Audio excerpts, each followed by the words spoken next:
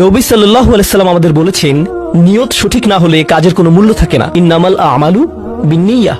এমনকি যদি তুমি কাজটা করেও থাকো কিন্তু তোমার নিয়ত ছিল আমি শুধু তোমাকে বিরক্ত করি, এটাই তোমার নিয়ত, তখন এই নামাজ আমার যেমন কোনো উপকার করবে না, ঠিক তেমনি তোমারও কোনো উপকার করবে না। তোমার সত্যিকারের আন্তরিক নামাজ থেকে একমাত্র যে উপকৃত হবে সে হলো তুমি নিজে।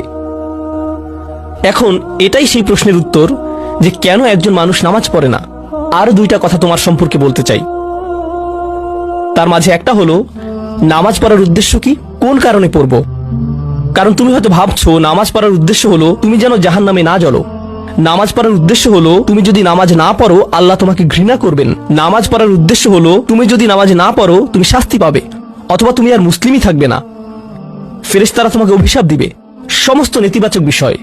আল্লাহ ওই সমস্ত উদ্দেশ্যের কথা উল্লেখ করেননি। নেতিবাচক কিছু থেকে মুক্তি পাওয়া নামাজের মূল উদ্দেশ্য নয়।